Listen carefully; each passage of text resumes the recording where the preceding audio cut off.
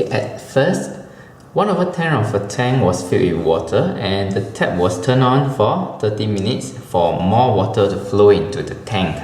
It was then turned off and the line graph shows the volume of water in the tank over the 30 minutes. Okay, first of all, we have to try to read the graph. Okay, we have the vertical scale here, 0, then go by one division, then it reached 50. So it means that each division is 25. So this will be 25, 50, 75, 100, 125, 150, 175, 200, 225, and 250. Okay, this will allow us to read the graph easier.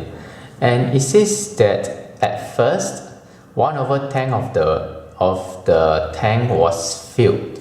So at the beginning it has an initial reading of 75 liters. So we can conclude that 1/10 of the tank capacity is equivalent to 75 liters. Okay, so now we look at the question. Okay, how many liters of water flowed into the tank in 1 minute? Okay, we look at just the first part. From 0 to 5 minutes, the volume of water increases from 75 to 100. Okay, so it goes like this. From 0 to 5 minutes, the volume increases from 75 liters to 100 liters.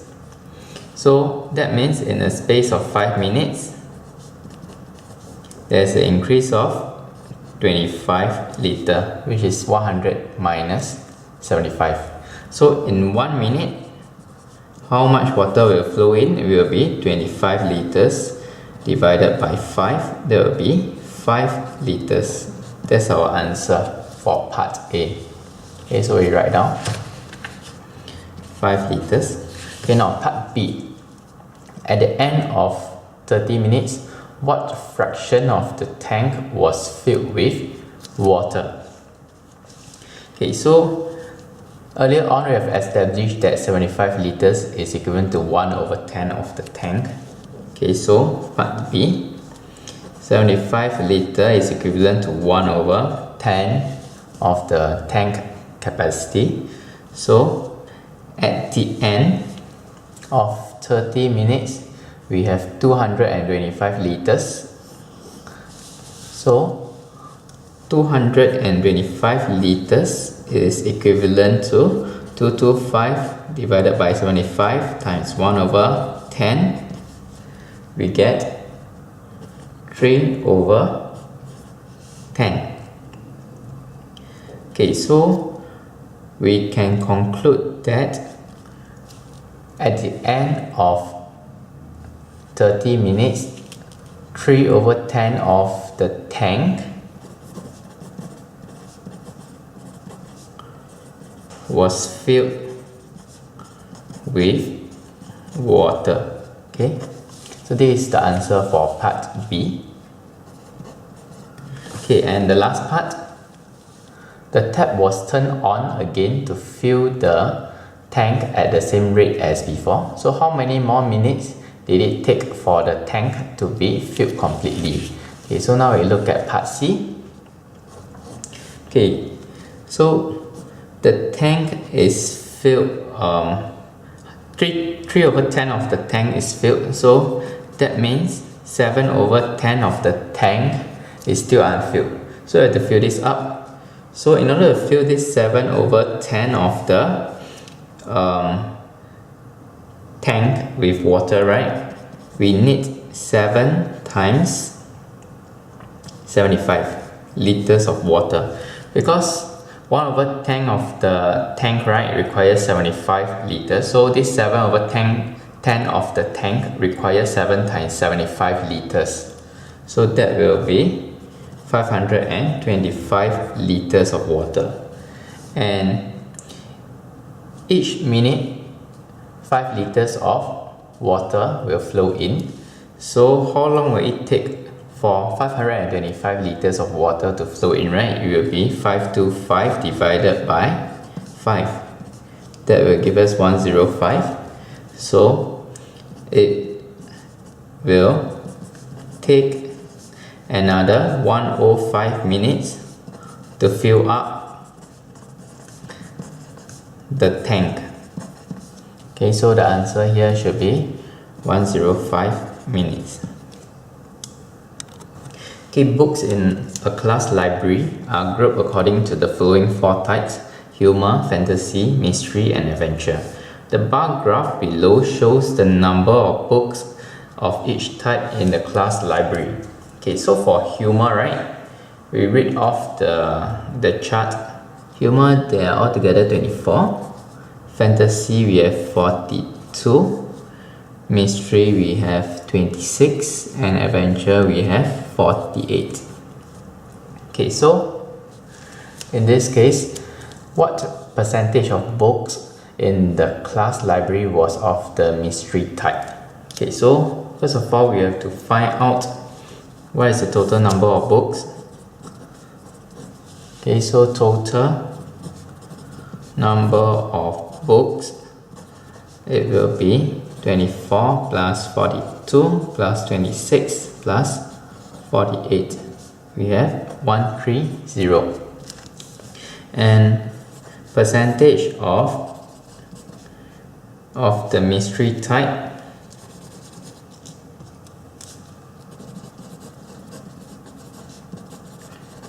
okay, it will be 26 divided by 130 times 100%, and we get 20%. Okay, now we will look at question B. There were 38 pupils in the class, so each pupil in the class took 3 or 4 books home to read over the school holidays. So no books was left in the classroom. So how many pupils took 3 books home? Okay, so we can let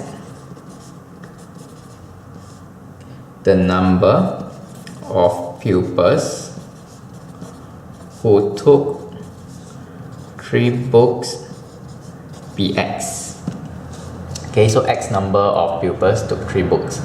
Okay, then the number of pupils who took 4 books will be the total number of students minus x.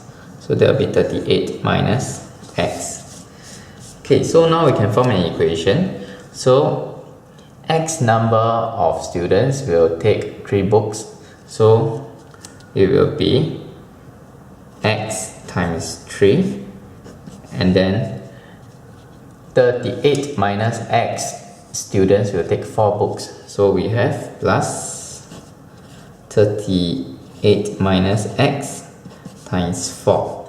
And this will be the total number of books, which is 130. And we solve this equation, we can find out what is x. So if 3x plus 152 minus 4x is equal to 130. So we have 152 minus x is equal to 130. X is equal to 22. Okay, so 22 students took 3 books home. Okay, so our answer will be 20% for part A and 22 for part B. Chris filled a tank with water using 2 taps. He turned on tap A first, and after 4 minutes, he also turned on tap B. So both taps were turned on at the same time when the tank was completely filled without overflowing.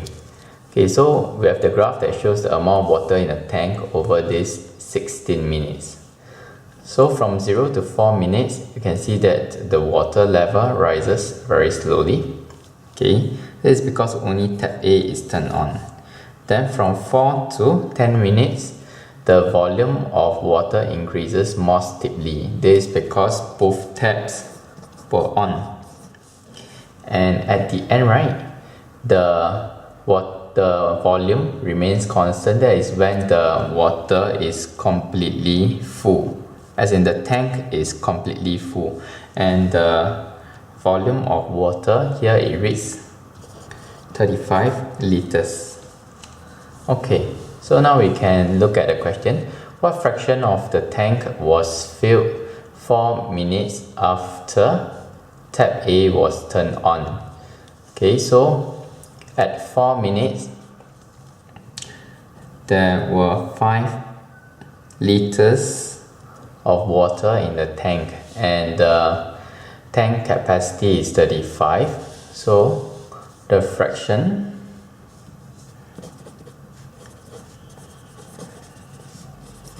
of tank filled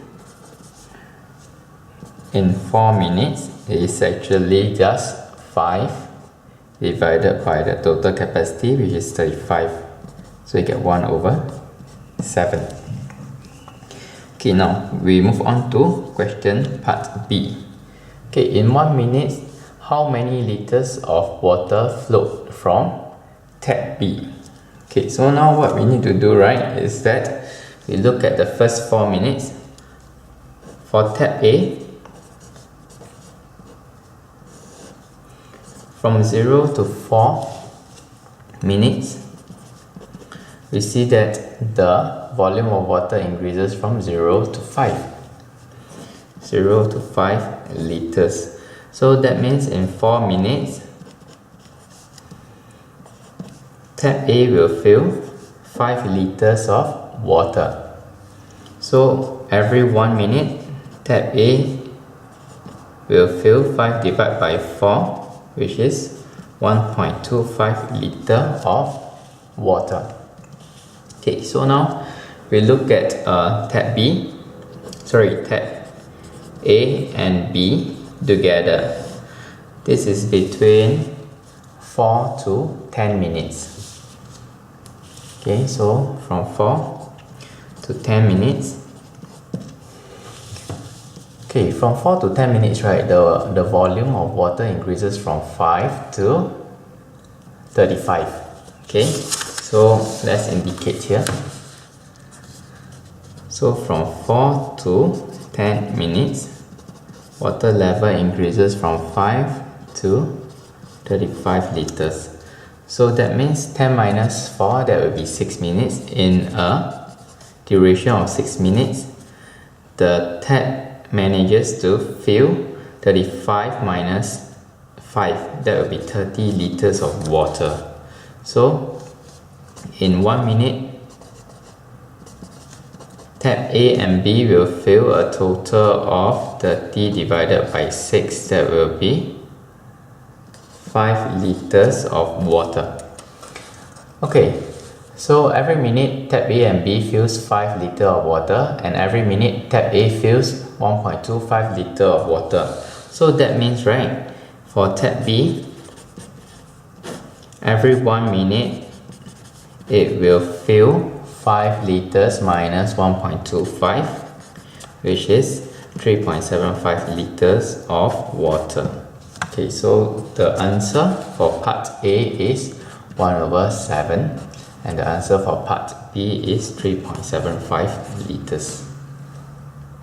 Okay, the graph below shows the mass of a cup when empty and when different combinations of objects A, B, and C are placed in the cup. Okay, so in the first bar, right, this measures the mass of the empty cup, and this is 60 grams. And the second bar, it measures the cup together with mass A and C. This gives us 140 grams. And the third one measures the cup together with A and B. This records 320 grams. And last one, with the cup and C and B, we have 380 grams. So what is the mass of the empty cups? Okay, we have the answer here. This will be 60 grams. Okay, so part A, the answer is 60. Okay, part B, what is the average mass of the object A, B, and C? Okay, so we look through one by one. Okay, so mass of A plus C, that will be 140 minus 60. So we will have 80 grams, and the mass of A plus B, it will be 320 minus 60. We have 260 grams. And the last one, the mass of B and C.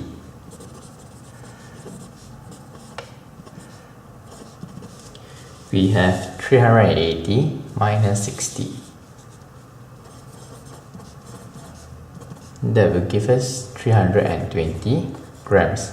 Okay, we want to find out what is the mass of the object A, B, C.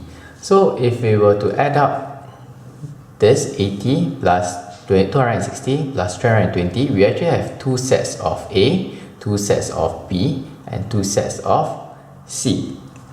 Okay, so we add them up, it will be mass of two sets of A plus B plus C, that will be 80 plus 260 plus 320, we get 660 grams. So total mass of A, B, and C, it will be 660 divided by 2, 330 grams. So what is the average mass of the object in A, B, and C? The average mass, it will be 660, it will be 330 divided by 3. So the answer should be 110 grams. So part B, 110 grams. Okay, Mr. Chen bought some goldfish at $10 each. So we can write down cost of one goldfish is equal to $10.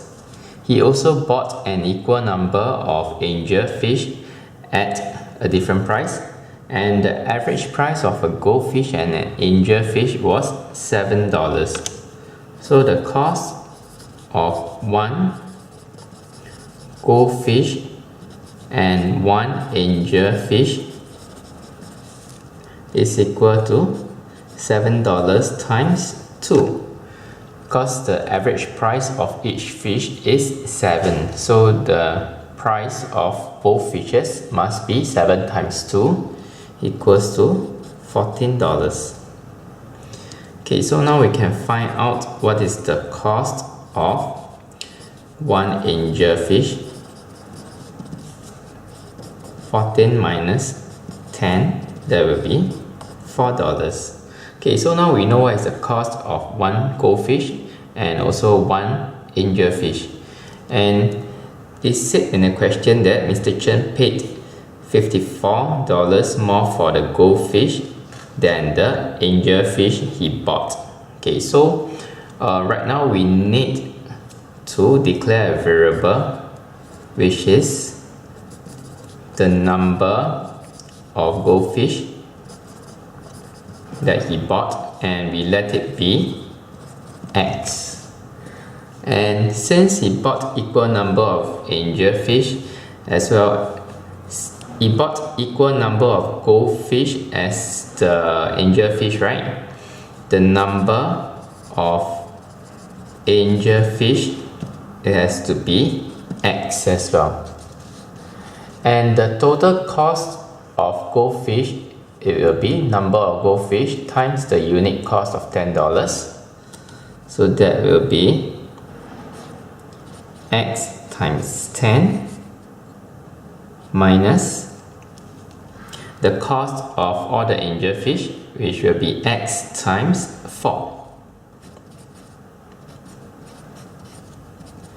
Okay, this will give us a difference of $54 because Mr. Chen paid $54 more for the goldfish compared to the angelfish.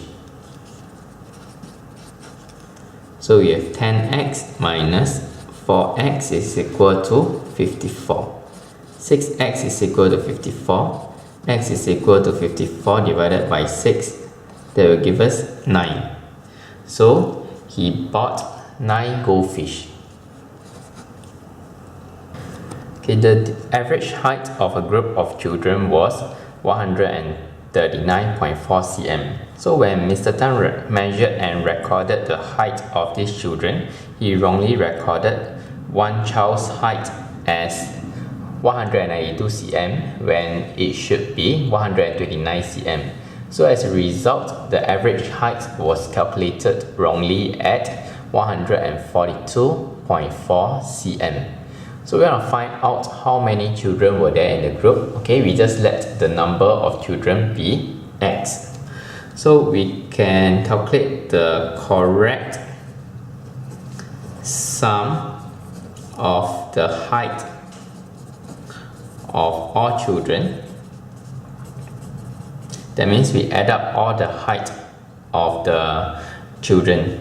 Okay, that will give us 139.4 times x. So it will be 139.4x. And the incorrect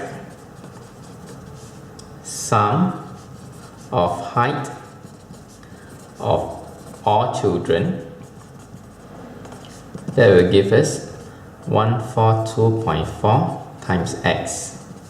So we get 142.4x. Okay, so the difference in between the correct sum of height and the incorrect sum of height, it is 142.4x minus 139.4x, and this is equal to 192 cm minus 129 cm. So we find that 3x is equal to 63. So x is equal to 63 divided by 3. We will get 21. So there are altogether 21 children in the group. Okay, the table below shows the number of books read by each pupil in a class of 30 students. Okay, so one of the numbers in the table is covered with an ink blot. So the average number of books read by the pupils in the class is 6. Okay, so we want to find out what is this number that is covered by the ink.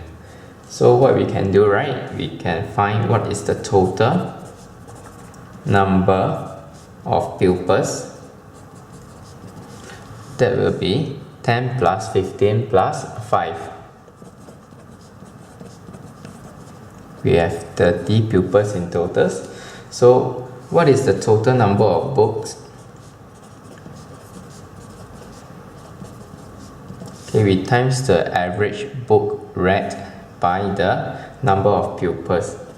30 times 6, 180. Okay, so the total number of books read by these 15 students, it has to be, okay, total number of books read by the 15 students who read 8 books each. So that will be 15 times 8, which is 120. So if we take the total numbers minus off 120, we will find out what is the number of books read by these 5 students here. Okay, so total number of books ranked by the last 5 pupils, okay, that will be 180 minus 120, we have 60. Okay, so the number covered by the ink blot, it has to be 60 divided by 5, that will be 12. Okay, so the answer is 12. Okay, the average of 4 3-digit number is 250. So two of the numbers are 190 and 230. So what is the largest difference between the other two numbers? So in order for the difference between these two numbers to be the largest, the first number must be as small as possible. So it has to be the smallest 3-digit number. So the third number in this case, it can only be 100. Okay, so the total of the 4 numbers, we can take the average, multiply by 4. It will be 250 times 4. We have 1000. Okay, next, we take the sum of the first 3 number, which is this 2, plus the third number, which is 100.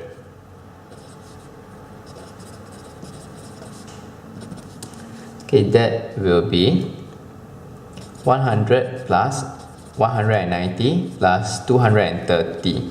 So we will get 520. So we can find what is the last number. Okay, the fourth number is equal to 1000 minus 520. That will give us 480. And the difference between the last two numbers, 480 and 100, it has to be 480 minus 100. We'll get the answer as 380.